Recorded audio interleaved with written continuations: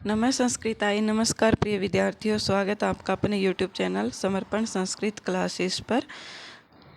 I hope आप सभी स्वस्थ होंगे और अपना अच्छे से अध्ययन कर रहे होंगे। तो आज की क्लास में हम करेंगे प्रीवियस ईयर का जो हमारा पेपर है उसको सोल्व करेंगे। ये हमारा जो एग्ज़ाम है वो है HTET TGT का एग्ज़ाम। क्या है? HTET TGT का एग्ज़ाम है ये, और 2022 का है। कब का है ये एग्ज़ाम? 2022 का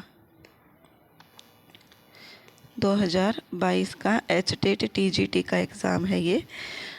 तो आज की क्लास में हम यही सोल्व करेंगे, क्योंकि आप सभी के बार बार कमेंट्स आ रही है कि मैम आप हमें प्रीवियस ईयर के क्वेश्चन ही सोल्व करवा दो जिससे हमारी प्रैक्टिस हो जाए। और आपसे एक रिक्वेस्ट है कि कृपया करके आप क्लास को शेयर भी कर दिया करें, क्योंकि YouTube का जो एल्गोरिदम है वो यही होता है कि आप जितना क्लास को देखोगे, जितना ज़्यादा शेयर करोगे, उतना ही वीडियो ज़्यादा ग्रो करेगा। इसलिए आप सभी से रिक्वेस्ट है कि आप क्लास को शेयर भी अवश्य किया करो, जिससे सभी को ये वीडियो पहुंच सके। और आप ये बोलते हो कि मैम मैं जैसे ही मेरा स्टेट हो जाएगा मैं आपको फ़ीस दूंगी, मैं जॉब लग जाऊंगी, ये करूंगी। इससे बेटर है कि आप बस सिर्फ़ और सिर्फ क्लास को शेयर कर दिया करो। आपकी वजह से अगर कोई 5 कैंडिडेट भी हमारे साथ जुड़ रहा है तो यही बहुत है, यही आपकी फ़ीस है, यही गुरु दक्षिणा मान करके हम रख लेंगे। इससे ज़्यादा हमें कुछ नहीं चाहिए। वैसे भी मैंने आपके लिए ये कोर्स फ्री लॉन्च कर रखा है, तो समझ लीजिए कि मुझे इससे कोई पर्पज़ नहीं है कि मैं आपसे कोई फ़ीस वगैरह लूँ। अगर फ़ीस ही लेनी होती तो मैं आपके लिए कोई भी क्लास फ्री अपलोड ही नहीं करती। इसलिए आइए आज की क्लास में हम शुरू करते हैं पार्ट 4।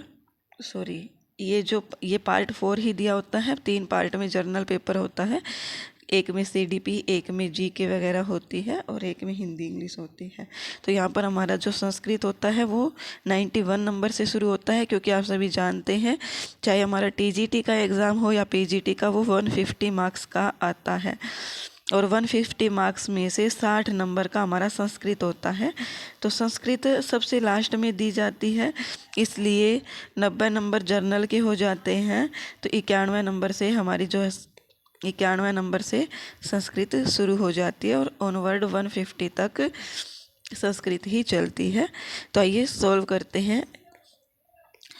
भवन्ति भवेषु हि पक्षपातः उक्तिरियं कस्य कवेः अस्ति। क्या कहा गया है इसमें कि भवन्ति भवेषु हि पक्षपातः। यहाँ पर जैसे ये नहीं बोला जाता क्या कि जो होना होता है उनके द्वार हर जगह होते हैं, अर्थात वो होनी हो ही जाती है। जैसे आपने आम बोलचाल में भी सुना होगा, अगर किसी के साथ कोई दुर्घटना घट जाती है तो हमारे माता पिता ये बोलते हैं कि होनी को कौन टाल सकता है, अर्थात जो होनी होती है उसको कोई टाल नहीं सकता। तो इसी प्रकार का अर्थ देने वाली ये जो है सूक्ति है या उक्ति बोल सकते हैं। और ये किस कवि के द्वारा बोली गई है? तो ये बोली गई है भारवी कवि के द्वारा। सखी शब्दस्य षष्ठी एक वचने किम रूपम स्यात्। जो सखी शब्द है षष्ठी का एक वचन में क्या रूप होगा, तो ये हमें पता करना है। तो आप सभी देख सकते हैं कि जो हमारे शब्द रूप के प्रश्न आते हैं वो किस प्रकार के आते हैं। तो इसी प्रकार के प्रश्न हमसे पूछे जाते हैं कि द्वितीय बहुवचन क्या होगा, पंचमी एक वचन, चतुर्थी का द्विवचन, इस प्रकार के ही प्रश्न पूछे जाते हैं। तो आपको एक एक चीज़ अच्छे से ध्यान रखनी है। जो हमारे शब्द रूप होते हैं उसके जो सेकंड लाइन होती है ना, जिसको हम द्विवचन बोलते हैं, उसमें 2 लाइन पहले वाली सेम होती है, फिर 3 बीच वाली, फिर 2 लास्ट वाली सेम होती है। तो बीच वाली को याद करने में इतना टफ नहीं होता है। और आपको बता भी देती हूँ कि बीच वाली जो लाइन है द्विवचन है, इनसे प्रश्न भी नहीं बनता है। तो आपको ज़्यादा याद क्या रखना है? एक वचन को याद रखना है, एक वचन को याद रखना है और बहुवचन को याद रखना है। इन्हीं से प्रश्न बनते हैं, द्विवचन से प्रश्न नहीं बनते हैं। तो आइए, सखी शब्द का षष्ठी एक वचन का रूप क्या है? तो ये हो जाएगा हमारा सख्युः। क्या हो जाएगा? सख्युः शब्द बनता है षष्ठी का एक वचन में। 93 नंबर क्वेश्चन, द्वयोः रात्रयोः समाहारः इत्यस्य कृते समस्तपदं भविष्यति। यहाँ पर द्वयोः रात्रयोः समाहारः, यहाँ पर समस्त पद क्या होगा, तो ये हो जाएगा द्विरात्रम, क्योंकि आप सभी को पता है जो हमारा द्विगु समास होता है वो नपुंसक लिंग भी चलता है, तो यहाँ पर द्विरात्रम हमारा सही हो जाएगा, द्विरात्रम। द्वयो रात्रयो समाहारः द्विरात्रम। क्वेश्चन नंबर 94, संहिता कुत्र नित्या न भवति। जो संहिता होती है वो कहाँ पर नित्य नहीं होती है, तो ये कहाँ पर नहीं होती है, वाक्य। कहाँ पर, वाक्य। तो आप जैसे देख सकते हैं इसकी हमें ये भी दी गई है, वर्णानाम अतिशयितम वाक्यम संहिता संज्ञाशात। तो यहाँ पर वाक्यम शब्द दिया हुआ है, तो यहाँ पर वाक्यम से ही वाक्य को ग्रहण करना है।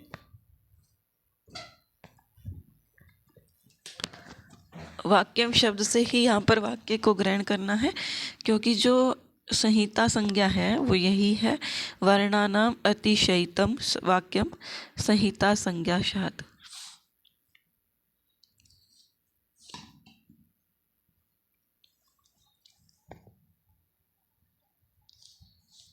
फिर आता है हमारा प्रश्न अगला,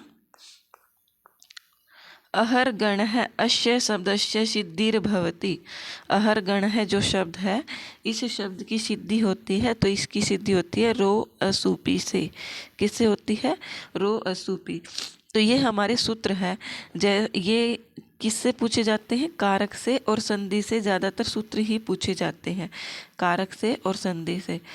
कारक और संधि का आपका चैप्टर अभी तक नहीं हुआ है, वो आपको करवा दिया जाएगा जैसे जैसे टाइम जाएगा।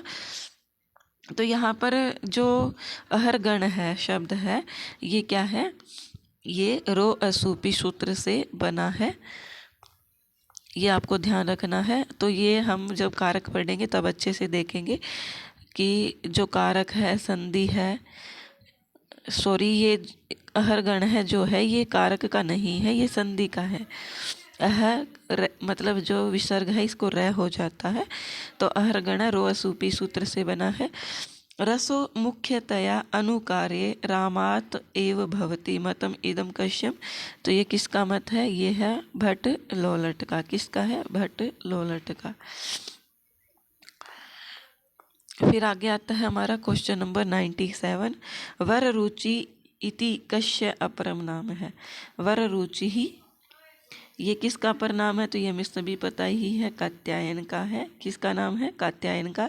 इसीलिए मैंने आपको कवियों के जो परिचय करवाई है उसमें अन्य नाम भी बताए हैं। तो ये वर रुचि किसका अन्य नाम है, कात्यायन का। अब आपके दिमाग में ये चल रहा होगा कि मैम आपने हमें जो सिलेबस में करवाया है उसमें से तो प्रश्न पूछे ही नहीं जा रहे हैं। तो मैं आपको बता देती हूँ कि जो हमारा सिलेबस है, सिलेबस वो हमें 2023 में दिया गया है। 2023 में कब दिया गया, 2023 में। पहले क्या होता था, इम्पोर्टेंट चीज़ें सभी दी जाती थी, कोई भी ग्रंथ से पूछा जाता था, लेकिन 2023 में हमारा सिलेबस डिफाइन कर दिया था। तो ये एग्ज़ाम आपको पता ही 2022 का है, तो ये भी लगभग उसी सिलेबस से पूछे गए हैं।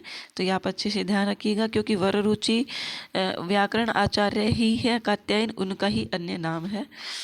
फिर है मुक्ति को उपनिषद अनुसारम कति उपनिषद है।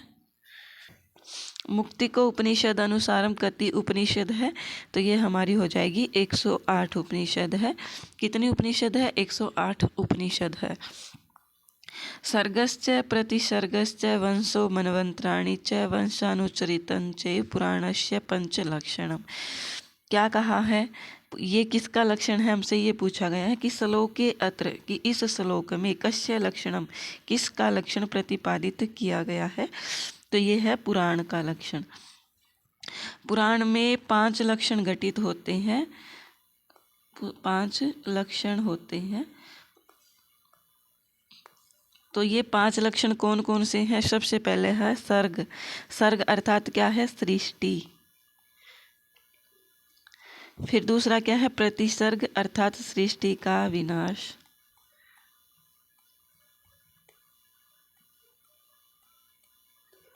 वंश अर्थात वंश जो परंपरा चलती है, वंश जो हमारे कुल होते हैं।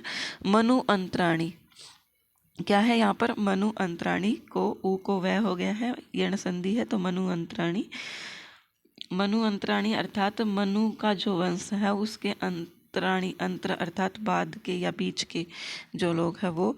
और वंशानुचरित अर्थात वंशों का जो चरित्र का वर्णन किया गया है, जो राजा लोग होते हैं उनके चरित्र का जो वर्णन किया गया है वो सब किस में किया गया है? वो सब किया गया है पुराण के अंदर। तो हमसे ये 5 लक्षण पूछे जा सकते हैं, इनका क्रम भी पूछा जा सकता है, तो आप अच्छे से ध्यान रखिएगा कौन कौन से हैं। नंबर 1 है सर्ग, नंबर 2 प्रतिसर्ग, नंबर 3 है वंश, नंबर 4 मनवंतराणी और नंबर 5 है वंशानुचरितम। तो ये आप अच्छे से ध्यान रखिएगा। आपको ये अच्छे से याद होगा तो ये भी पता चल जाएगा कि ये पुराण के ही 5 लक्षण कहे गए हैं।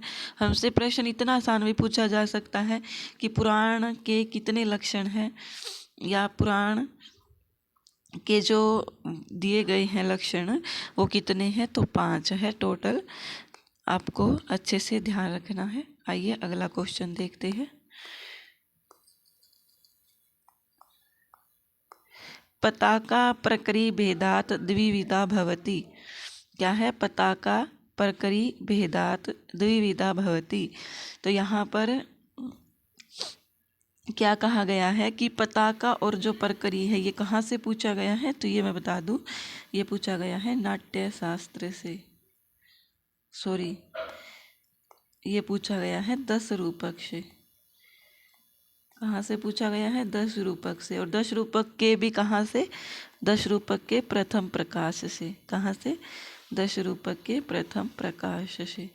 10 रूपक में 4 प्रकाश है, तो उसमें से पहला जो प्रकाश है उसमें पताका और प्रकरी प्रासंगिक के 2 भेद माने गए हैं।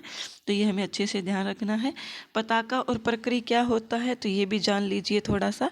पताका होता है वैसे ये दोनों कथा वस्तु ही होती है, लेकिन पताका होती है जो लंबे समय तक चलती है। और प्रकरी क्या होता है? प्रकरी होता है जो एक घटनाक्रम आता है बीच में। जैसे मान लीजिए कोई कहानी चलती आ रही है और बीच में कोई नाटक के अंदर ऐसा दृश्य दिखा दिया जाता है कि अग्नि प्रज्वलित हो जाती है, आग लग जाती है घर में, और वो फिर आग जो है वो 1 दिन के लिए ही 2 दिन के लिए ही दिखाई जाती है। तो ऐसी जो घटना घटती है वो उसको क्या कहते हैं? उसको प्रकरी कहते हैं। लेकिन जो शुरू से लेकर के लंबे समय तक जो चलती रहती है वो पताका होती है। और ये आप सभी को पता है 10 रूपक है। तो यहाँ पर जो नाटक वगैरह है उनकी रचना किस प्रकार से है, कथा वस्तु कैसी होती है, तो यही बोला गया है। तो प्रासंगिकम कथा वस्तु का एक पार्ट है, और प्रासंगिक के 2 भेद है, पताका और प्रकरी। फिर आता है क्वेश्चन नंबर 101। कुंठित है अस्मिन पदे संधि विधायकम सूत्रम वर्तते। ये आप देख सकते हैं कि जो कुंठित शब्द है इसमें संधि विधायक जो सूत्र है वो कौन सा है। तो आप देख सकते हैं कि संधि से संबंधित किस प्रकार के प्रश्न पूछे जाते हैं। तो संधि ऐसा शब्द दे दिया जाएगा, कोई भी शब्द, और संधि विधायक सूत्र पूछ लिया जाएगा। तो यहाँ पर ये दोनों ही सही है। अनुस्वारस्य यही प्रस्वरण है और नश्च पदांतस्य जली, ये दोनों ही सही है। इसलिए एचटेट वालों ने जब फाइनल आंसर की आई थी तो दोनों को ही सही माना था। 102 नंबर क्वेश्चन। भवन्ति नम्रास्तर्वः फलोदगमहि नवा अम्बुभिर दुर्विलम्बिनो गणाः अनुद्रिता शतपुरुषाः समृद्धिभिः स्वभाव एव एष प्रोपकारिण। देखो मैंने आपको NCERT में जो हमारे श्लोक लगे हुए हैं उसकी एक्सप्लेनेशन इसी वजह से करवाई थी सभी श्लोकों की, ताकि सभी श्लोक आपको अच्छे से ध्यान रहे। सिर्फ आपको श्लोक का अर्थ नहीं पूछा जाता, आपसे यही पूछा जाता है, इस प्रकार का प्रश्न आपको दे दिया जाता है। और लास्ट में जो एक सूक्ति वगैरह दी होती है उस सूक्ति को ऐसे डैश करके दे दिया जाता है, जैसे आप यहाँ देख रहे हो। तो यहाँ पर क्या हो जाएगा, स्वभाव एष एव एष प्रोपकारिणा।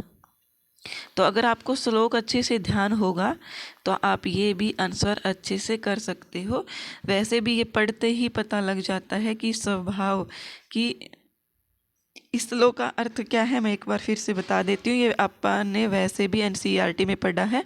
अगर आपने एनसीईआरटी की 6ठी से 12वीं तक की क्लास नहीं देखी है तो चैनल पर प्लेलिस्ट बना रखी है 2024 एचटेट पीजीटी टीजीटी के लिए, तो वो आप देख सकते हैं। उसी में ये एक श्लोक है, भवंती नम्रास्तर्व फलोद्गमहि नवाम्बुबीर दुर्विलंबिनो गणः अनुद्रिता सत्पुरुषा समृद्धि। तो इस श्लोक में यही कहा गया है कि जो वृक्ष है वो क्या करते हैं, हमें खुद स्वयं झुक करके हमें फल प्रदान करते हैं। अर्थात जब वृक्षों पर फल लग जाते हैं तो हमें क्या करते हैं, वो फल प्रदान करते हैं। और जो बादल है वो क्या करते हैं,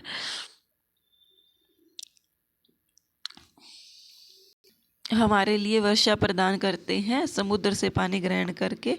और इसी प्रकार का जो सत्पुरुष होते हैं वो इसी प्रकार की उनका स्वभाव होता है।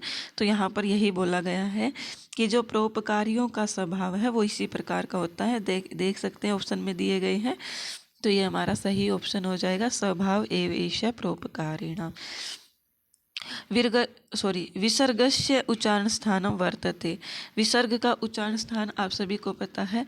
हमने जब उच्चारण स्थान किए हैं तो उसमें जाना है कि अकुह है विसर्जनीय नाम कंठ है। एक सूत्र जाना था हमने, अकुह है विसर्जनीय नाम कंठ है। तो यहाँ पर जो हमारा ए है, कु से कै वर्ग है और विसर्ज शब्द से क्या है, विसर्ग की जो विसर्ग होती है उसका भी जो उच्चारण स्थान है वो क्या है, कंठ ही है। क्या है, कंठ है। आप सभी को उच्चारण स्थान तो अच्छे से आते ही होंगे, मैं ये आशा करती हूँ। आगे कोई क्वेश्चन पूछा जाता है उच्चारण से संबंधित तो मैं आपसे ही पुटअप करूँगी वो क्वेश्चन। तो आइए आगे देखते हैं। पाषाण हृदय इत्यस्य समस्त पदस्य विग्रह भविष्यति। तो यहाँ पर हमें समास का विग्रह करना है, समस्त पद दिया गया है इसका विग्रह करना है। कहीं कहीं ऐसा होता है कि विग्रह दे दिया जाता है और समस्त पद बनाना होता है। तो समास से संबंधित इसी प्रकार के प्रश्न ज़्यादातर पूछे जाते हैं। तो यहाँ पर पाषाण हृदय क्या है, पाषाणवत हृदयम यस्य सः, पाषाणवत हृदयम यस्य सः पाषाण हृदय है। चतुर्वर्ग फल प्राप्ति ही सुखाद अल्पदियामपि उक्तिरियम अस्ति। तो ये जो दिया गया है ये प्रयोजन किसने दिया है, ये दिया है साहित्य दर्पण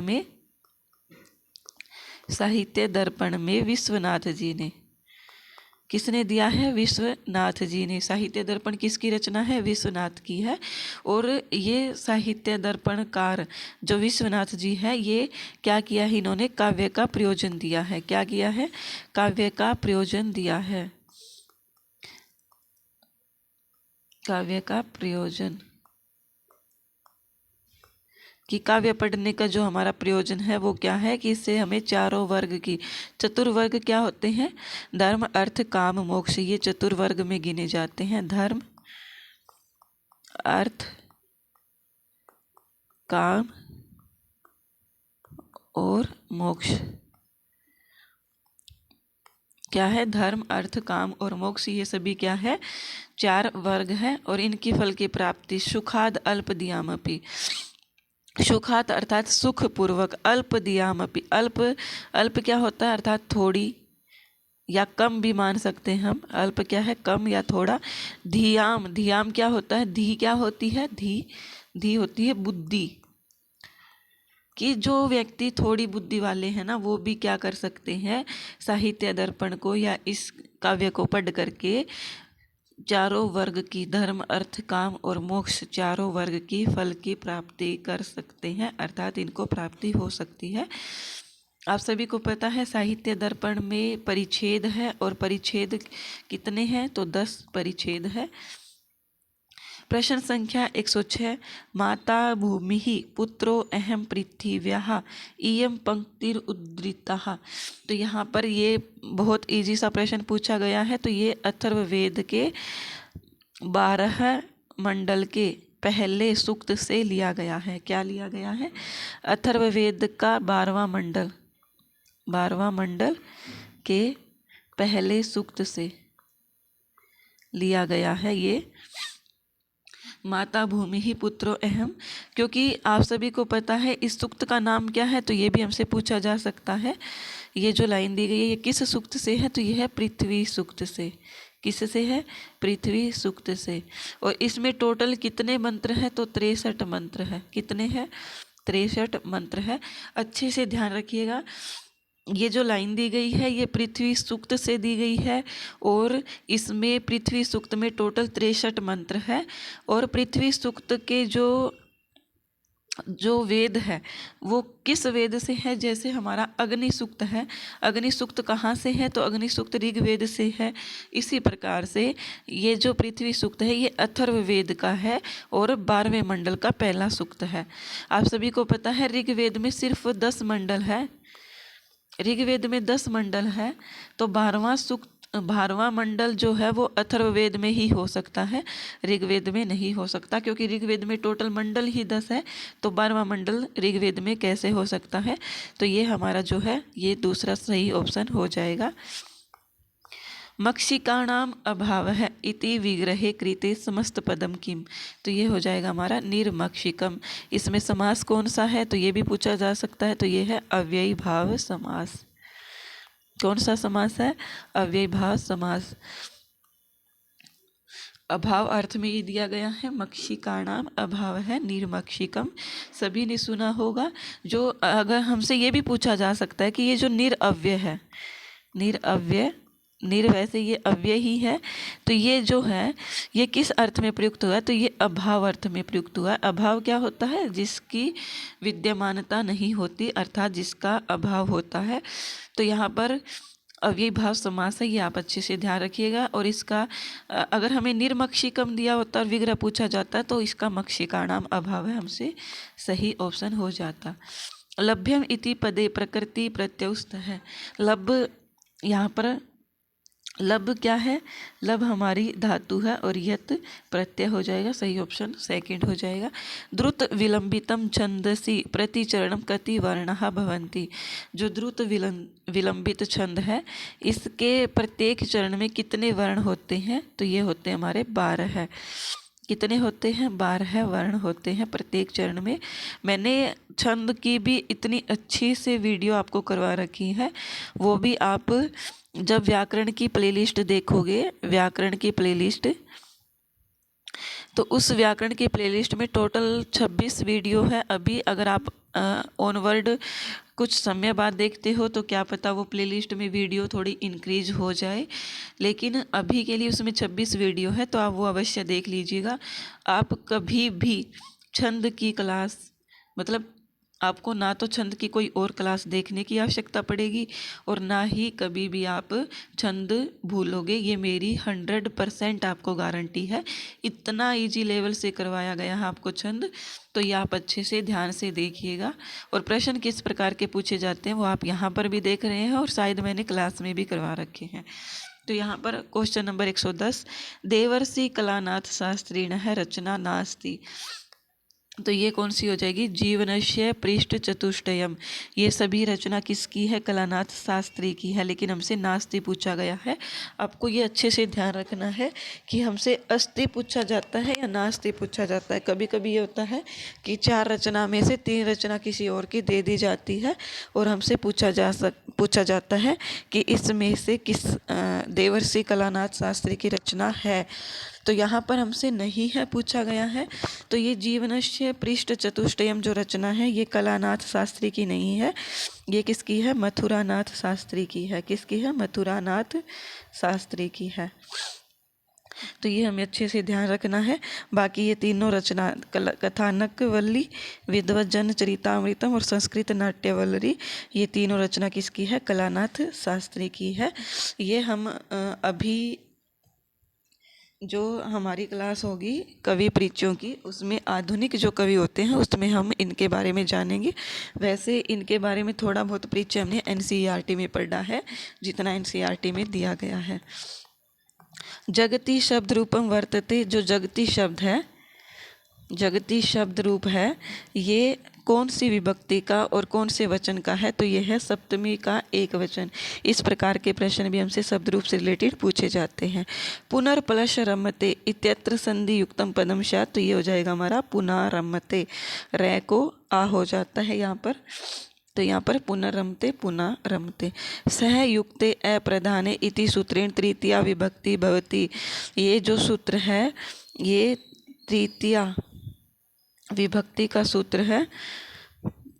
और इसमें पूछा गया है कि ये जो सूत्र है इसके अंदर तृतीया विभक्ति किस में होती है? तो वो होती है अप्रधान में, अर्थात कोई वाक्य जो अप्रधान होता है उसमें तृतीया विभक्ति इस सूत्र के द्वारा होती है। किसके द्वारा होती है? इस सूत्र के द्वारा होती है। ये कारक का क्वेश्चन है। फिर है अस्मद शब्दस्य चतुर्थया रूपम नास्ति, अस्मद शब्द का चतुर्थी रूप नहीं है। तो ये हमसे पूछा जाता है। देखो मैं आपको बता दूं, माँ, नौ, नह, में, नौ, नह, में, नौ, नह, तो ये हमारा है द्वितीया का, और ये है चतुर्थी का, और ये है हमारा षष्ठी विभक्ति का। ये आपको अच्छे से ध्यान रखना है। अस्मद शब्द रूप में इसी प्रकार के प्रश्न पूछे जाते हैं और इसी प्रकार से युष्मद में पूछे जाते हैं। तो आपको ये अच्छे से ध्यान रखना है। दूसरी, चौथी और छठी विभक्ति जो हमारी होती है उसी में इनके वैकल्पिक रूप दिए गए हैं और वो वैकल्पिक रूप ही हमसे पूछे जाते हैं। तो हमसे इसमें पूछा गया है कि चतुर्थी का रूप नहीं है, नास्ति पूछा गया है।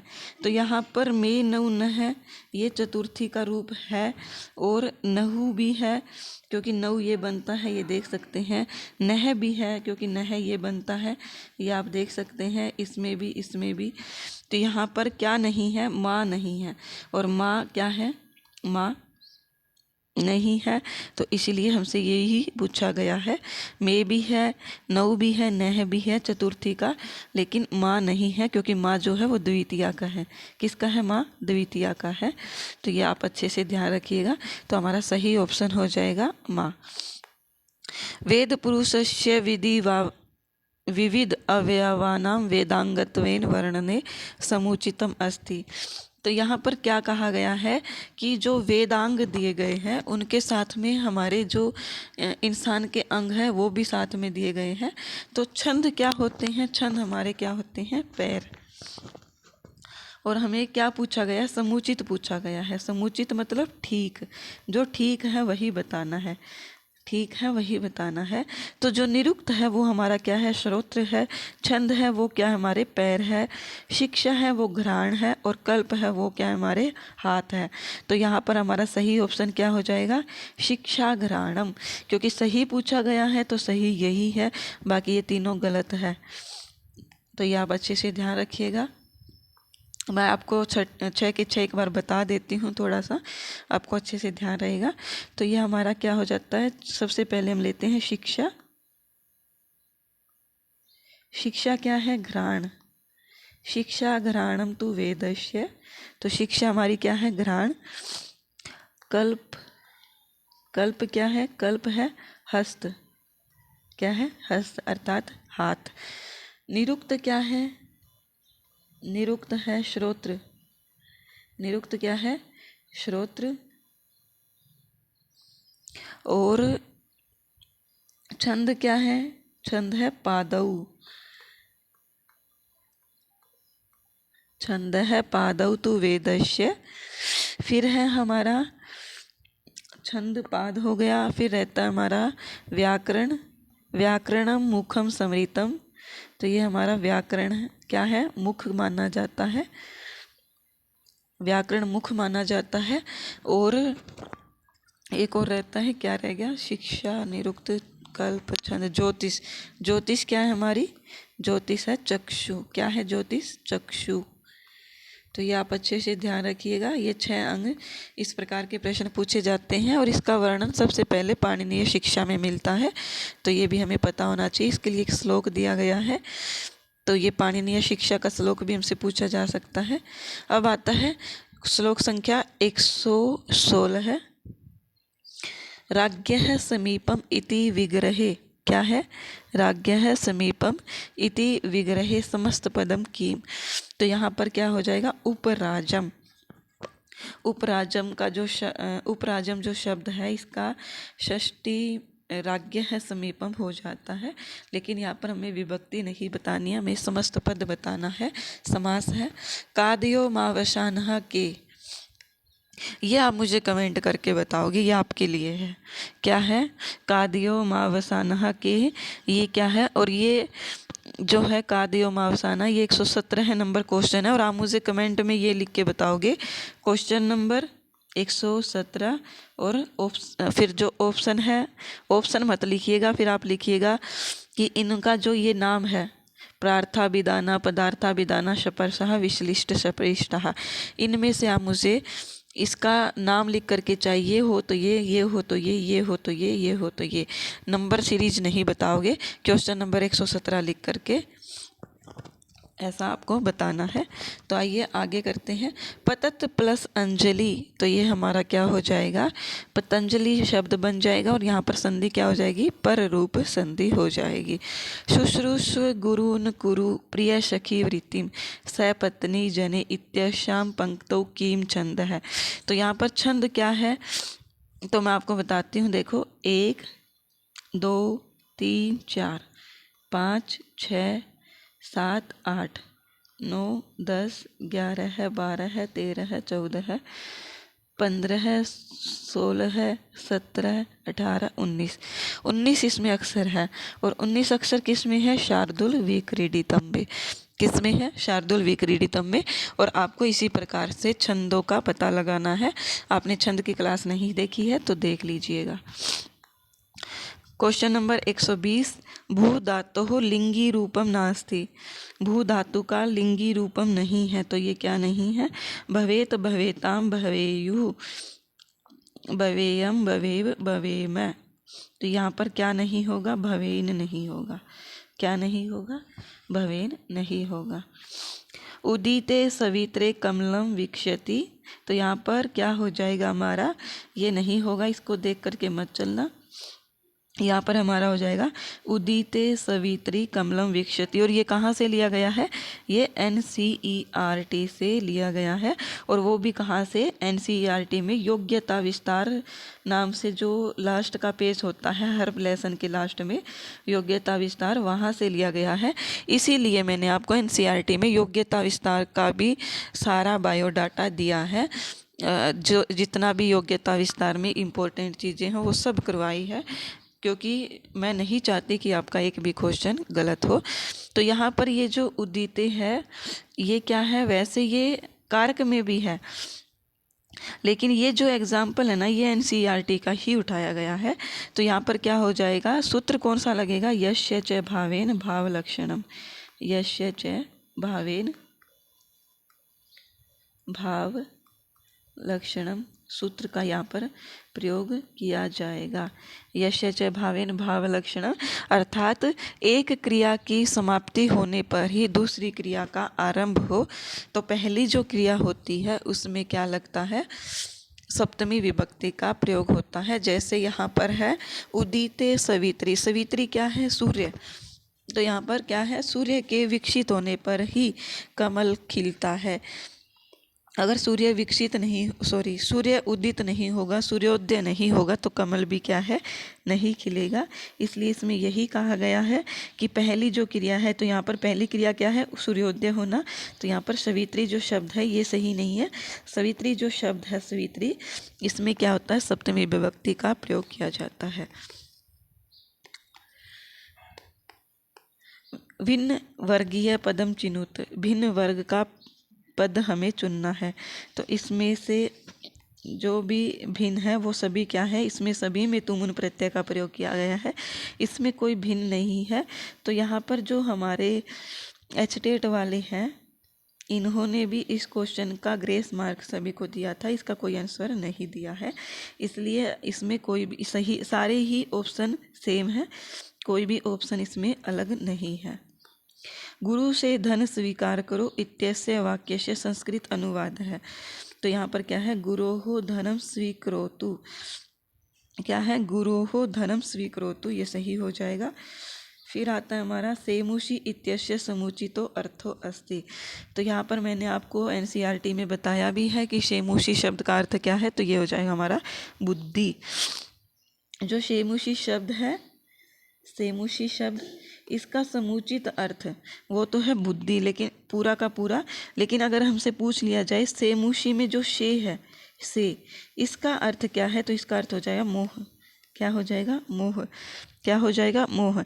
अगर सिंपल से का पूछे तो मोह हो जाएगा, और पूरा शेमुषी शब्द का अर्थ पूछे तो बुद्धि हो जाएगा। ये अच्छे से ध्यान रखिएगा। धिक इति अव्यय पदस्य अर्थ अस्ति, तो ये हो जाएगा हमारा भत्सनम। क्या है, धिक, धिक्कार है, किसी के लिए हम भत्सना करते हैं, तो ये हमारा भत्सनम हो जाएगा। 126 नंबर क्वेश्चन, आस धातो हो सानची पुंसी रूपम स्यात्। पुंसी क्या होता है, पुंसी होता है पुल्लिंग। क्या होता है, पुल्लिंग। तो यहाँ पर क्या है, आशीन शब्द हमारा सही ऑप्शन हो जाएगा। ईश धातो हो लोट लकारस्य प्रथम पुरुष एक वचने किम रूपम स्यात्। तो ये हमारा दो ऑप्शन सही हो जाएंगे। इष्यतु भी सही है और इच्छतु भी सही है, और ये एचटेट वालों ने, जो HBSC बोर्ड है, दोनों ही सही माने हैं।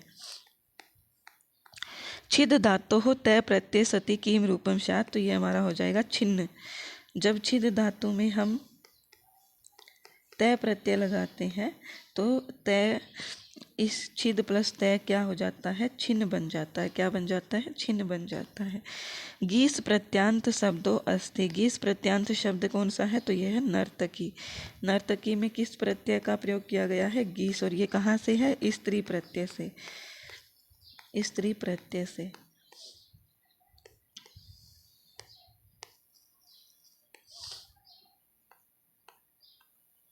एषु सार्वधातुक प्रत्ययो वर्तते। सार्वधातुक प्रत्यय कौन सा है, सानच।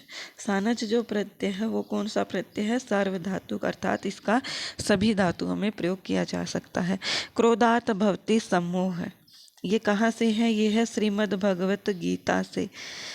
श्रीमद् भगवत गीता से ये श्लोक, श्रीमद् भगवत गीता में ये श्लोक दिया गया है, और उसी से ये पूछा गया है कि क्रोधात भवति सम्मोह, सम्मोहात भवति स्मृति विभ्रम। तो इस प्रकार से एक श्लोक आता है, वो हमसे पूछा गया है।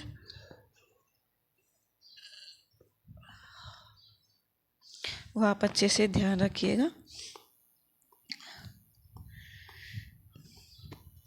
क्वेश्चन नंबर 132, न कांतम अपि निर्भूषम विभाति वनिताननम उक्तिरियम अस्ति। तो ये किसकी उक्ति है, तो ये है वामह की। तवम आवाम महिमा च मंदिरम गच्छेम। क्या है, गच्छेम। ये श्लोक, ये जो इस प्रकार का वाक्य में दिया जाता है, तो इसमें हमें पूछा जाता है कि क्रियापद किसके अनुसार लिखा जाएगा, या क्रियापद लिखिए तो हमें क्या करना होता है। आप सभी जानते हैं कि तवम क्या है, तवम है जैसे अहम आवाम वयम, सबसे पहले होता है सह, तऊ, ते, फिर है तवम, युवाम, यूयम, अहम, आवाम, वयम। तो यहाँ पर हमें क्या करना होता है, सबसे पहले अगर वाक्य में सबसे पहले अहम आवाम वयम वाली सीरीज दी होती है तो हमें क्रिया भी अहम के अनुसार ही लगानी होगी, आवाम के अनुसार ही लगानी होगी और वयम के अनुसार। अगर वाक्य में ये लाइन दी ही ना हो, ये लाइन दी ही ना हो, फिर हमें ये देखना है कि पहले तवम, फिर हमें दूसरे नंबर पर तवम के अनुसार लगाना है। तवम अगर नहीं दिया हुआ है, युवाम नहीं दिया हुआ है, यूयम नहीं दिया हुआ है, फिर हमें इसके अनुसार सह तव ते के अनुसार क्रिया लगानी है। तो सीरीज क्या होगी इसकी? सीरीज होगी पहले अहम वाले लाइन के अनुसार अहम आवाम वयम, फिर दूसरा नंबर पर हमें करना है तवम युवाम यूयम, और तीसरे नंबर पर सतौते। इस प्रकार से हमें क्रिया का प्रयोग करना है। तो यहाँ पर वाक्य में देखिए कि तवम आवाम महिमा च, तो यहाँ पर महिमा कौन हो गई? स हो गई, अर्थात महिमा यहाँ पर पास नहीं है। तवम अर्थात तुम, आवाम अर्थात हम दोनों। तो यहाँ पर क्रिया किसके अनुसार आएगी? आवाम के अनुसार आएगी। किसके अनुसार? आवाम के। तो यहाँ पर क्या हो जाएगा?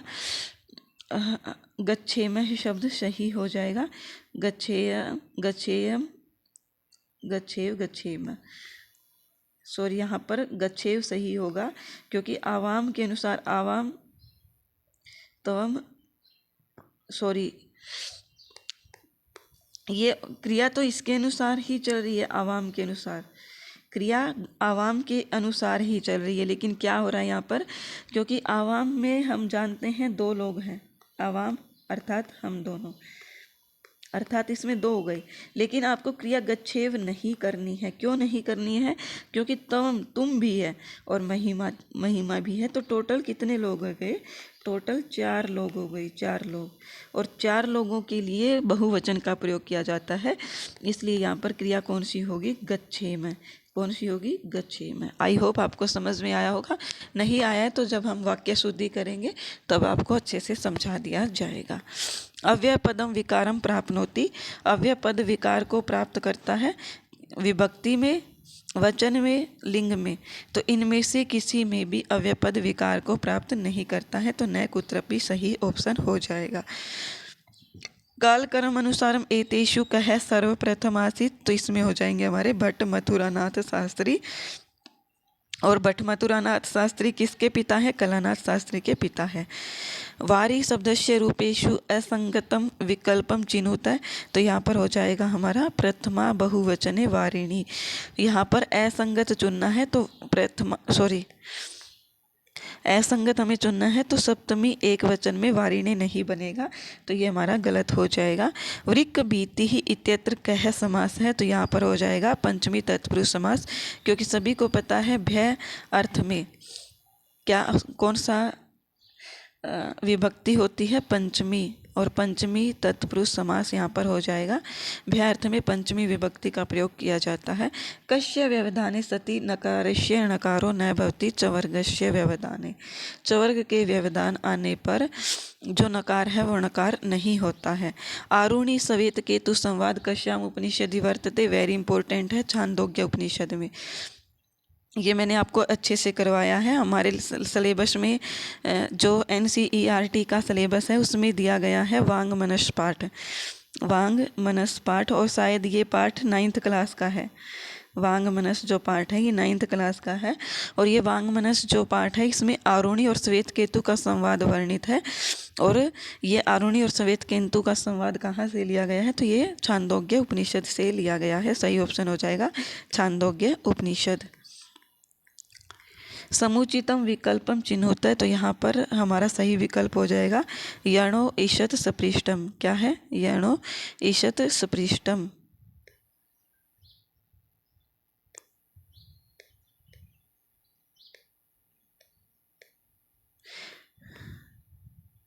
यणो ईशत सपृष्टम। फिर हमारा ली है प्लस तुमुन लेडुम बनेगा। क्या बनेगा? लेडुम। ली है प्लस तुमुन का लिही तुम नहीं बनता, ना ही लेही तुम बनता है, ना ही लोही तुम। तो ये आप अच्छे से ध्यान रखिएगा, इसका बनेगा लेडुम। ग्रह धातो तय प्रत्यय सती कीम रूपम शात, तो ये बनेगा हमारा ग्रहीतम। तो मैं आपको ये बता देती हूँ कि जो ग्रह धातु है, ग्रह धातु ये जब सिंपल धातु लिखी जाती है तो ये इस प्रकार से लिखी जाती है, ग, ये लगता है रै, और जब इसका प्रत्यय लगा करके प्रयोग किया जाता है तो ये री बन जाती है, जो रै होता है ये री में कन्वर्ट हो जाती है, री। तो ये ग्रहीतम बनेगा, न कि ग्रहीतम। तो ये आप अच्छे से ध्यान रखिएगा।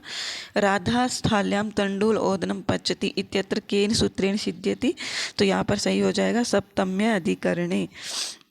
क्या है? सप्तम्य अधिकरणे।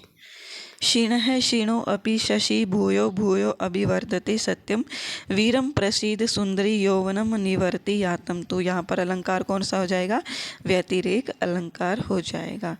10 कुमार चरितेन संबंधम नासति, तो यहाँ पर 10 कुमार चरित का जहाँ पर वर्णन किया गया है उसमें से किसका संबंध नहीं है? तो यहाँ पर हो जाएगा कुसुम औदभम चरितम, ये इन सभी का।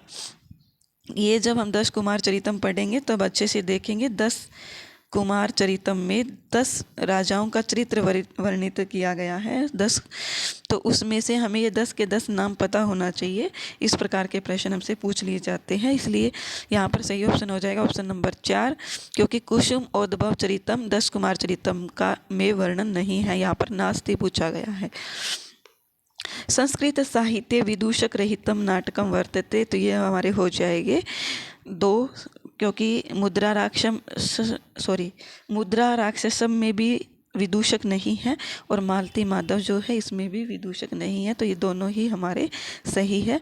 मालविका अग्निमित्रम का विदूषक कौन है? मैत्रेय है।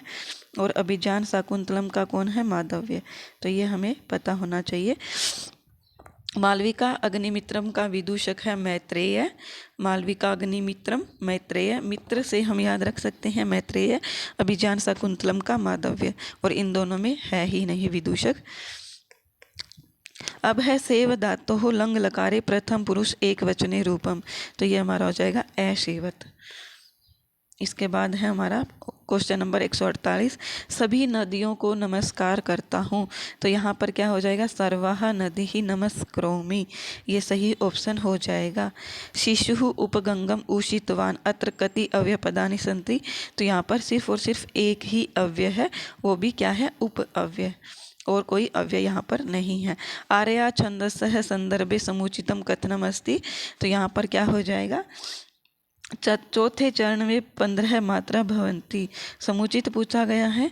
तो ये देखो इसका ये होता है 12, 18 और 12, 15। तो यहाँ पर चौथे चरण में 15 है, बाकी सब ये गलत दिए गए हैं। तो ऑप्शन सही हो जाएगा ऑप्शन नंबर 3। चतुर्थ चरणे 15 मात्रा भवंती। हमारी क्लास यहीं समाप्त होती है। बाकी का अगर आपको अभी करना है, जैसे हमारा एचटेट पीजीटी का है 2022 का, फिर एचटेट टीजीटी 2023 का, एचटेट पीजीटी 2023 का, वो क्वेश्चन पेपर भी आपको अभी सॉल्व करने हैं, तो आप मुझे कमेंट करके बताइएगा कि मैम हमें अभी सॉल्व करवा दीजिए आप प्रीवियस ईयर के एग्ज़ाम, या फिर आप चाहते हैं कि मैं आपको ये नवंबर में करवाऊँ, तो आप ये भी मुझे अवश्य बताइएगा।